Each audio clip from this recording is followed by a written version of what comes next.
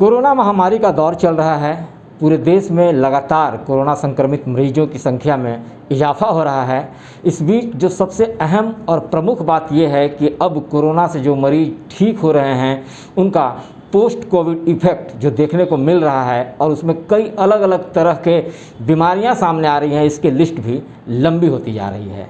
इन दिनों देश में ब्लैक फंगस नाम से एक बीमारी जो आँखों से शुरू होती है और पूरे शरीर में फैल जा रही है, इस तरीके के केस सामने आ रहे हैं। हम आपको बता दें कि अभी पूरे देश में जो आंकड़े जारी किए गए हैं, 500 से अधिक वैसे मरीज हैं जो कोविड से ठीक हो चुके हैं, लेकिन वो ब्लैक फंगस का शिकार हो चुके हैं। और इस बीच सबसे हैरान करने वाली बात है, और पलामू के लिए एक बड़ी खबर ये है कि अब पलामू में भी ब्लैक फंगस के मरीज का पता चला है। आपको बता दें हम कि डॉक्टर सुभाष कुमार हैं जो ईएनटी स्पेशलिस्ट हैं, उनके पास एक मरीज जो कोविड से ठीक होकर आया था, उसमें ब्लैक फंगस की शिकायत देखने को मिली, जिसके बाद डॉक्टर साहब ने उसका प्रॉपर यहाँ पे जो संभव हो सकता था उसको ट्रीटमेंट करके उन्हें रेफ़र किया गया है। तो क्या है ये ब्लैक फंगस, कैसे इसको मेडिकल भाषा में समझा जाए, और जो कोविड के मरीज हैं और कोरोना महामारी के बीच कैसे लोग इससे बच सकते हैं, क्या सावधानियां बरत सकते हैं, इन तमाम चीज़ों पर विषयों पर बातचीत करने के लिए हम मौजूद हैं डॉक्टर सुभाष कुमार के पास। हमारे साथ मौजूद हैं sir Subhash Kumar. Doctor sir, स्वागत है आपका कैपिटल न्यूज़ के इस प्लेटफॉर्म पे। सबसे पहले तो हम आपसे जानना चाहेंगे कि ये ब्लैक फंगस जिसकी चर्चा पहले शायद बहुत कम लोग ही जानते थे, लेकिन कोविड के बाद इसकी चर्चा चहुओर हो रही है।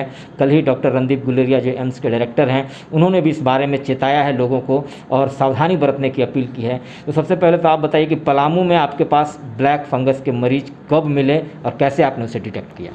मुझे ब्लैक फंगस का मरीज कल मिला है। ठीक, उसको आया था, उनको पोस्ट कोविड केस था। पेशेंट डायबिटिक था, 45 ईयर्स एज था, और पहले वो गए थे डॉक्टर प्रसून सर आई के पास। उन्होंने भी, प्रसून सर ने भी सस्पेक्ट कर लिया था। वो जब मेरे पास आया तो उसका नाक बंद हो चुका था, नेज़ल ऑब्स्ट्रक्शन था, आँख फूल रहा था। ठीक है, फिर मैंने यहाँ इंडोस्कोपी किया, स्क्रीन में देखा तो फंगस मुझे नेज़ल कैविटी में दिख गया। तो जो ड्रग चलना चाहिए, एम्फोटेरेसिन भी यूजुअली यहाँ अवेलेबल नहीं था। कुछ एंटी फंगल चला के पेशेंट को प्राइमरी मैनेजमेंट करके पेशेंट को मैंने समझा दिया कि इस बीमारी में ज़्यादा लेट करना अच्छा नहीं है, क्योंकि ये बीमारी घंटों से लेकर सप्ताह में घातक हो सकती है। तो जितना जल्दी हो सके आप हायर सेंटर चले जाओ। जो बेसिक मैनेजमेंट यहाँ संभव था हमने किया, पेशेंट को बताया और पेशेंट अपना इलाज करने के लिए चला गया। ये एक बड़ी बात सर ने कही है कि इस तरीके की बीमारी अगर किसी मरीज में डिटेक्ट होते हैं, लक्षण सामने आते हैं, तो इसमें देर नहीं किया जा सकता है, तुरंत ही इसका उपचार शुरू किया जाना चाहिए। और झारखंड में भी जो जानकारी है, झारखंड में 2 मरीज पहले से ही ब्लैक फंगस के पाए गए थे जो पोस्ट कोविड इफेक्ट के तौर पर सामने आया था, और कल फिर बोकारो में ऐसे मरीजों के पाए जाने की सूचना है। तो इस बीच हम तमाम जो पलामू के लोग हैं, हमारे कैपिटल न्यूज़ के दर्शक हैं, उनको आज इस ब्लैक फंगस के बारे में थोड़ा विस्तार से समझने के लिए हम मौजूद हैं डॉक्टर सुभाष कुमार के पास। सर, है असल में ब्लैक फंगस क्या है? म्यूकोसिस इसे मेडिकल साइंस की भाषा में कहा जाता है। ब्लैक फंगस होता कैसे है, इस बारे में? ब्लैक फंगस कोई नई चीज़ नहीं है। हाँ, पहले इसका केस रेयर होता था।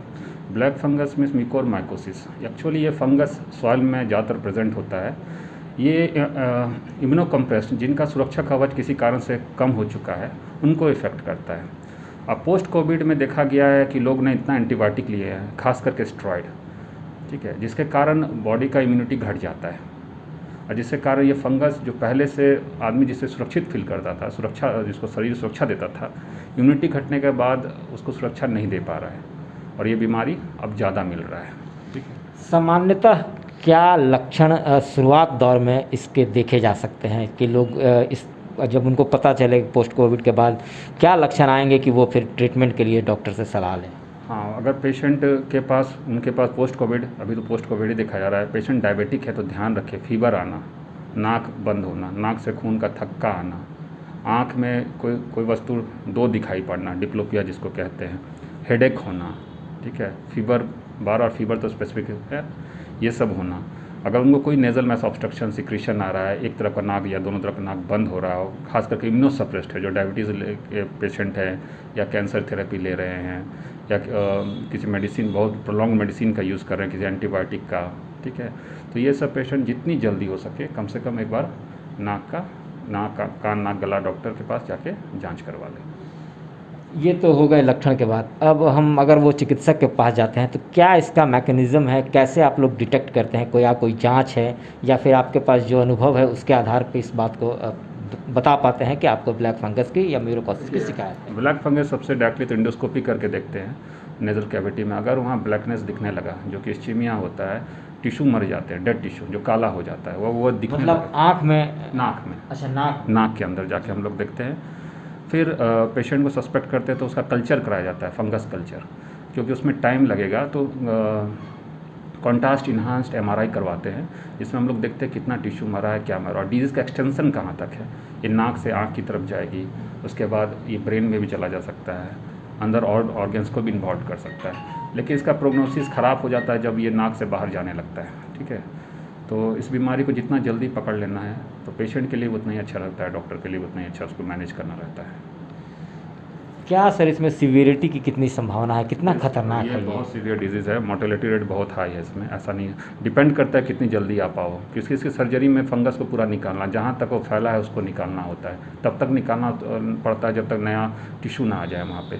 तो जितना बड़ा फैला रहेगा तो उतना दिक्कत की बात है। उसके बाद एम्फोटेरिसिन बी ड्रग चलते हैं। तो ये जितनी जल्दी हो सके सीवियरिटी, तो जितना ये बीमारी जितना टाइम लेगा सीवियर उतना ही होता रहेगा। पलामू में इसके इलाज की कितनी संभावनाएं हैं? क्या अभी इसकी और लिए सरकार को करने और जिला प्रशासन या स्वास्थ्य विभाग को करने की ज़रूरत है? पलामू में अभी तो ENT वो फैसिलिटी अवेलेबल नहीं है, जो सच बात है, ठीक है। तो अभी रिम्स में फैसिलिटी अवेलेबल है, वहाँ हो रहा है। तो पेशेंट अभी, क्योंकि ये बीमारी नया है, इसको समझने में टाइम लगेगा, और ये अभी हायर सेंटर में ही रेफ़र किया जा रहा है। एटलीस्ट पेशेंट को यहाँ हम लोग हैं तो हम लोग ये डायग्नोज कर लेते हैं, पेशेंट को पहले ही बता देते हैं कि भाई आपके साथ ऐसा ऐसा हो रहा है, आप जितनी जल्दी ट्रीटमेंट स्टार्ट कर सको। तो हमारे साथ थे डॉक्टर सुभाष जो ENT स्पेशलिस्ट हैं, और इन्होंने पलामू में पहला मरीज को अटेंड किया है इस तरीके से, जो कि हम बता रहे हैं। पहले भी आपको बताया कि वो पोस्ट कोविड इफेक्ट के तौर पर ही सामने आया था। जिस मरीज को इस सर ने देखा उन्हें भी कोरोना हुआ था, कोरोना से संक्रमित हुए थे, जिसके बाद उनको जो समस्या होने लगी तो उन्होंने यहाँ संपर्क किया, और उसके बाद ये ब्लैक फंगस की शिकायत सामने आई है। दर्शकों, हम आपको यह भी बता दें कि जैसा कि डॉक्टर साहब ने बताया कि काफ़ी सीवियर ये इसके शिकायत हैं, मोर्टेलिटी रेट काफ़ी हाई है। तो अगर इस तरीके की कोई लक्षण, जिसे डॉक्टर साहब ने बताया आपको, अगर कोई लक्षण आप में भी कोरोना के बाद दिखते हैं तो देर नहीं करें, तुरंत अपने चिकित्सक से सलाह लें, परामर्श लें, और इसका इलाज तुरंत शुरू कराएं, क्योंकि यह दिनों दिन घातक होता जा रहा है। जिस तरीके से अभी तक कोरोना को ही लोग समझ रहे थे, कोरोना को ही जान रहे थे, कोरोना को लेकर नई नई बात भी सामने आ रही थी, इस बीच ब्लैक फंगस की बढ़ रही शिकायत निश्चित तौर पे चिंता का विषय है। और पलामू में भी, चूँकि पलामू में अभी इसके इलाज की कोई संभावना नहीं दिख रही है, तो पलामू के स्वास्थ्य विभाग को और सरकार को भी इस दिशा में पहल करना चाहिए कि पोस्ट कोविड के तौर पर इस तरीके की शिकायत आ रही है तो चिकित्सीय परामर्श क्या हो सकता है, कैसे संसाधन को डेवलप किया जा सकता है।